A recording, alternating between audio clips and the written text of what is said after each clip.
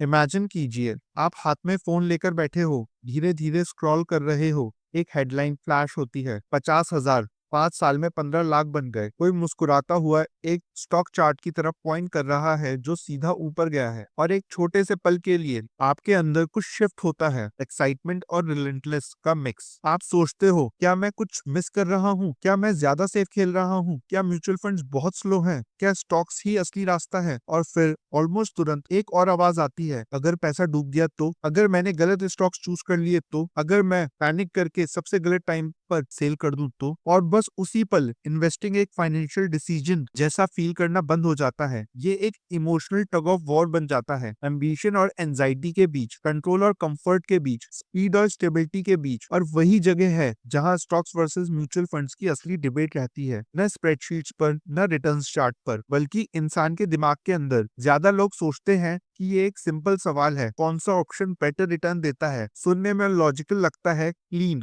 Almost mathematical. लेकिन जैसे ही real money equation में आता है, तुम्हारा पैसा लॉजिक धीरे से बैक सीट पर चला जाता है, क्योंकि ये सिर्फ इन्वेस्टिंग के बारे में नहीं है, ये अनसर्टेनिटी को हैंडल करने के बारे में है, रिस्क पर हम कैसे रिएक्ट करते हैं उसके बारे में है, और गेन और लॉस को इमोशनली कैसे प्रोसेस करते हैं उसके बारे में है। कुछ लोग स्टॉक्स को देखते ही एम्पावर्ड फील करते हैं, उन्हें लगता है कि कंट्रोल उनके हाथ में है, इंडिपेंडेंट, शार्प। दूसरी तरफ कुछ लोग स्टॉक्स को देखकर ओवरवेल्म फील करते हैं, अनसर्टेन, सिर्फ कंपनीज और मार्केट्स ट्रैक करने का सोचकर ही मेंटली ड्रेन्ड हो जाते हैं। और ये एक सच है जो बहुत कम लोग ओपनली बोलते हैं। इनमें से कोई भी रिएक्शन गलत नहीं है, ये नॉर्मल ह्यूमन बिहेवियर है। चलिए एक बहुत कॉमन बिलीफ को जेंटली चैलेंज करते हैं कि सीरियस इन्वेस्टर्स स्टॉक पिक करते हैं, average investors mutual fund choose करते हैं। आपने ये नैरेटिव पहले जरूर सुना होगा, शायद इनडायरेक्टली, शायद सोशल मीडिया पे या कॉन्वर्सेशंस में, जहाँ कोई कैजुअली बोल देता है, मैं म्यूचुअल फंड्स नहीं करता, मैं डायरेक्ट इन्वेस्ट करता हूँ। स्टॉक पिकिंग के साथ एक इनविजिबल प्रेस्टीज जुड़ा होता है, जैसे कंट्रोल का मतलब इंटेलिजेंस हो, जैसे कॉम्प्लेक्सिटी का मतलब सुपीरियरिटी हो। लेकिन रियलिटी में ये नैरेटिव एक बहुत इंपॉर्टेंट चीज को इग्नोर करता है, कंट्रोल का साइकोलॉजिकल कॉस्ट। क्योंकि जब आप एक स्टॉक खरीदते हो, आप सिर्फ एक कंपनी नहीं खरीद रहे होते, आप रिस्पॉन्सिबिलिटी खरीद रहे होते हो। हर राइज पर्सनल फील करता है, हर फॉल पर्सनल फील होता है, हर डिसीजन इमोशनली हैवी बन जाता है। चलिए इसको थोड़ा और डीपली समझने की कोशिश करते हैं। जब आप इंडिविजुअल स्टॉक्स में इन्वेस्ट करते हो, आप कॉन्सेंट्रेटेड डिसीजंस ले रहे होते हो। आप कॉन्शियसली या अनकॉन्शियसली ये कह रहे होते हो, मुझे इस कंपनी पर दूसरों से ज्यादा बिलीफ है। ये बिलीफ अटैचमेंट क्रिएट करता है, और अटैचमेंट बिहेवियर को चेंज कर देता है। अगर स्टॉक ऊपर जाता है, आप वैलिडेटेड फील करते हो, सिर्फ फाइनेंशियली नहीं, मेंटली भी। आपको लगता है आप स्मार्ट हो, आप कैपेबल हो, आप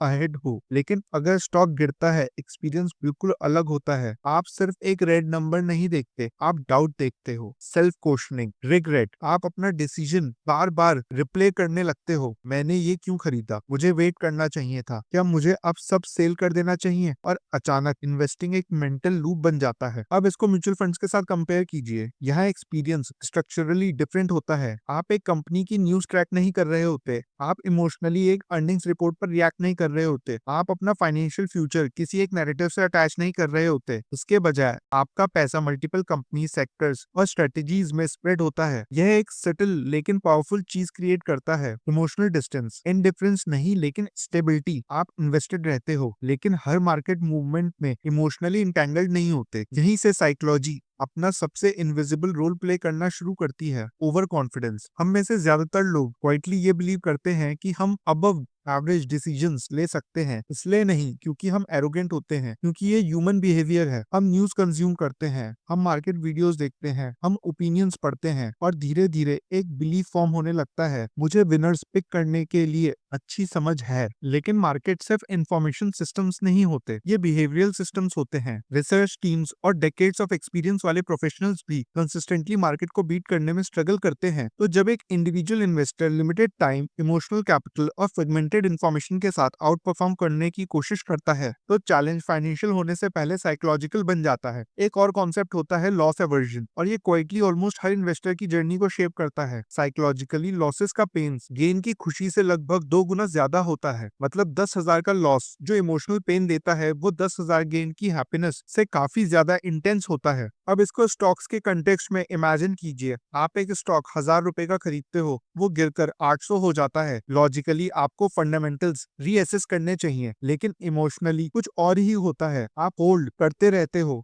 इसलिए नहीं क्योंकि स्टॉक स्ट्रांग है, बल्कि इसलिए क्योंकि सेल करना लॉस एक्सेप्ट करना होता है, और लॉस एक्सेप्ट करना फेलियर एक्सेप्ट करना जैसा फील करता है। इसलिए आप वेट करते हो, आप होप करते हो, आप रेशनलाइज करते हो, और वक्त बीतता रहता है। दूसरी तरफ जब एक स्टॉक 1,000 से 1,200 तक बढ़ता है, बहुत से इन्वेस्टर्स जल्दी सेल कर देते हैं। क्यों? क्योंकि प्रॉफिट बुक करना सेफ फील होता है, वो क्लोजर देता है और सर्टेनिटी देता है। लेकिन आयरनिकली यही बिहेवियर अक्सर विनर्स को जल्दी कट करा देता है और लूजर्स को अक्सर देर तक होल्ड करवाता है। एक ऐसा पैटर्न जो स्ट्रैटेजी से नहीं इमोशन से ड्रिवन होता है। म्यूचुअल फंड्स स्पेशली डाइवर्सिफाइड वाले इस इमोशनल इंटेंसिटी को रिड्यूस कर देते हैं, कंप्लीटली नहीं लेकिन काफी हद तक, क्योंकि डिसीजंस हर वीक इंपल्सिवली नहीं लिए जा सकते। एक प्रोसेस होता है, एक स्ट्रक्चर होता है, एक डिसिप्लिन्ड एलोकेशन सिस्टम होता है। ये स्ट्रक्चर एक साइकोलॉजिकल बफर की तरह काम करता है। अब चलिए रियल लाइफ की बात करते हैं, आइडियल इन्वेस्टिंग सिनेरियोज की नहीं। आज सुबह उठते हो, काम पर जाते हो,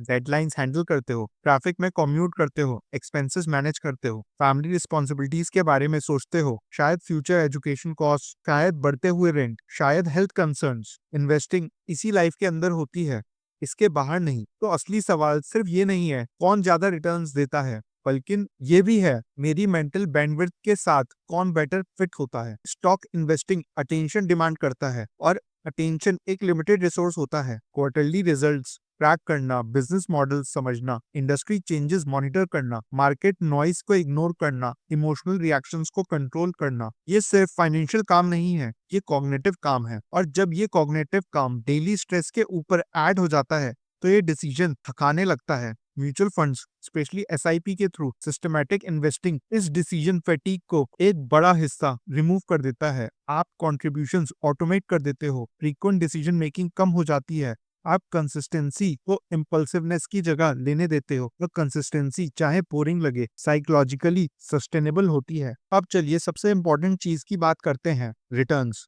हाँ, individual stocks extraordinary returns generate कर सकते हैं, ये सच है।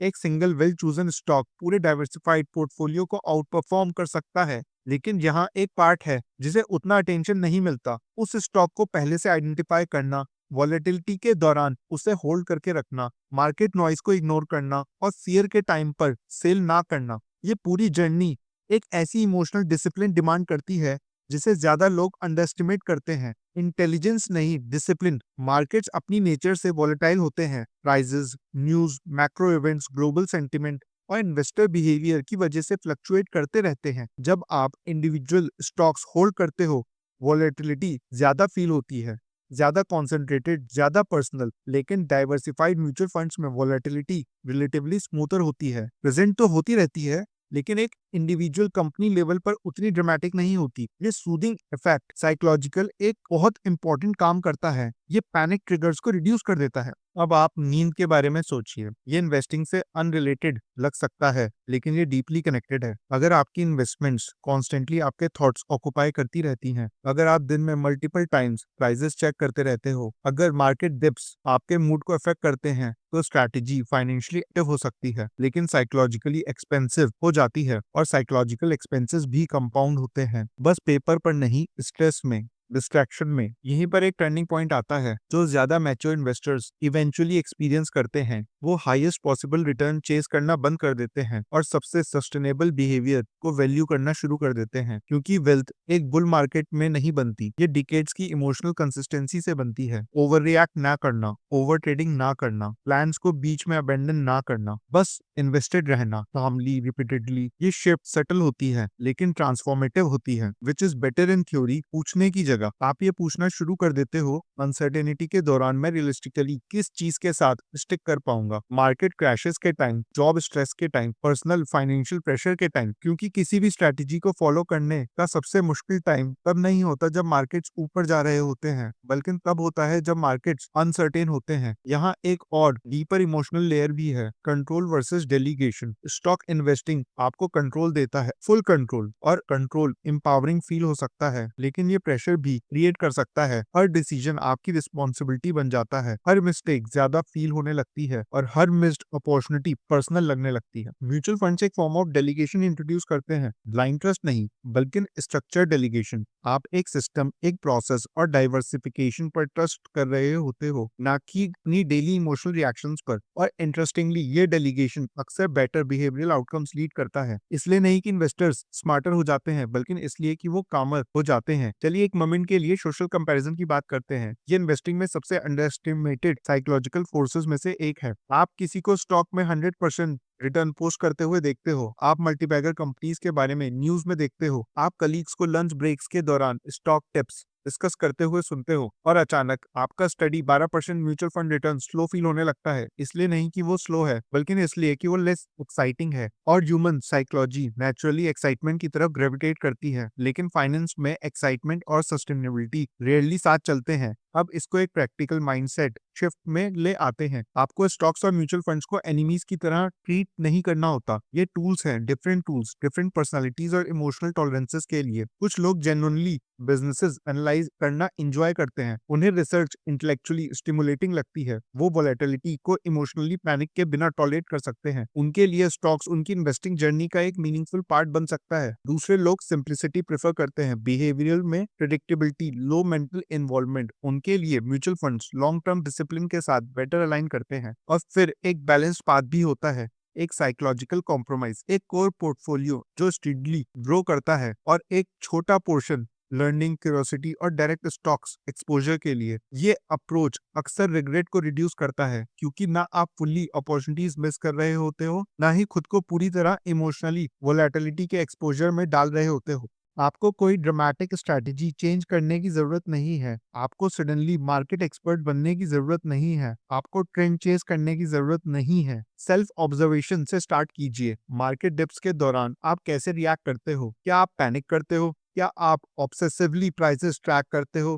क्या आप रिलेटिवली काम रहते हो? आपकी इमोशनल रिएक्शन किसी भी रिटर्न चार्ट से ज्यादा स्ट्रॉन्ग इंडिकेटर होती है सही स्ट्रैटेजी की। एक और रियलिस्टिक फैक्टर है time horizon. Short term thinking stress को एम्पलीफाई करती है, लॉन्ग टर्म थिंकिंग वोलेटिलिटी को ऑब्जर्व करती है। Mutual funds naturally long term behaviour encourage करते हैं, स्ट्रक्चर्ड इन्वेस्टिंग हैबिट्स जैसे एसआईपीज। अब स्टॉक इन्वेस्टिंग दूसरी तरफ कभी कभी कांस्टेंट प्राइस विजिबिलिटी की वजह से short term decision cycles tempt कर सकती है, और विजिबिलिटी खुद में साइकोलॉजिकल होती है। जितनी फ्रीक्वेंटली आप प्राइस चेंज देखते हो, उतनी ही इमोशनली रिएक्टिव आप बन सकते हो। कम फ्रीक्वेंट मॉनिटरिंग अक्सर बेटर बिहेवियरल डिसिप्लिन लीड करता है। जैसे जैसे हम इस कॉन्वर्सेशन के एंड की तरफ धीरे धीरे बढ़ रहे हैं, मैं चाहता हूं कि आप नॉइज से थोड़ा पीछे हटकर देखो। मार्केट नॉइज नहीं, इंटरनल नॉइज। परफेक्ट होने का प्रेशर, रिटर्न्स मैक्सिमाइज करने का प्रेशर, बेस्ट डिसीजंस लेने का प्रेशर। क्योंकि रियलिटी में इन्वेस्टिंग कोई कंपटीशन नहीं है,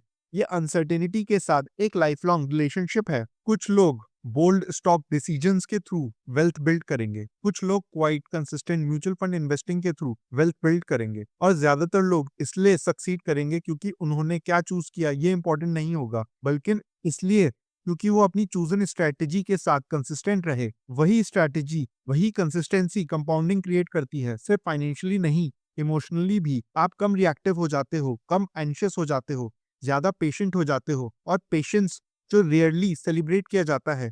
एक इंडिविजुअल के पास सबसे पावरफुल फाइनेंशियल एडवांटेजेस में से एक होती है। कौन सा बेटर है, स्टॉक्स या म्यूचुअल फंड? काम ऑनेस्ट आंसर ये है, बेटर ऑप्शन वही है जो आपकी साइकोलॉजी, आपके लाइफस्टाइल और अनसर्टेनिटी के दौरान डिसिप्लिन रहने की आपकी एबिलिटी के साथ अलाइन करे। हाइप के टाइम नहीं, बुल रन के दौरान नहीं, आपके बल्कि डाउट के टाइम। क्योंकि true investing maturity market predict करने के बारे में नहीं होती, ये खुद को समझने के बारे में होती है। आपके फियर्स, आपके इम्पल्सेस, वोलेटिलिटी के लिए आपके टॉलरेंसेस, आपकी मेंटल बैंडविड्थ। और जब आप ये समझ लेते हो, तो स्टॉक्स और म्यूचुअल फंड के बीच का डिबेट कम इमोशनल और ज्यादा इंटेंशनल बन जाता है। एंड में वेल्थ सिर्फ एक फाइनेंशियल आउटकम नहीं होती, ये एक साइकोलॉजिकल एक्सपीरियंस होती है। ये एबिलिटी होती है अपनी डेली लाइफ जीने की बिना हर वक्त मार्केट मूवमेंट्स की चिंता किए। ये कंफर्ट होता है ये जानकर कि आपका पैसा काम कर रहा है, जबकि आपका माइंड पीसफुल रहता है, ना ऑब्सेस्ड, ना एंशियस, ना कॉन्स्टेंटली रिएक्टिव, बस स्टीडली प्रोग्रेस करते हुए। और शायद यही वो क्वाइट रियलाइजेशन है जहां ज्यादातर इन्वेस्टर्स सालों के ट्रायल एंड एरर के बाद पहुंचते हैं कि गोल कभी फास्टेस्ट ग्रोथ चेज करना था ही नहीं। गोल था सस्टेनेबल ग्रोथ बिल्ड करना, बिना मेंटल क्लैरिटी और इमोशनल स्टेबिलिटी सेक्रीफाइस किए।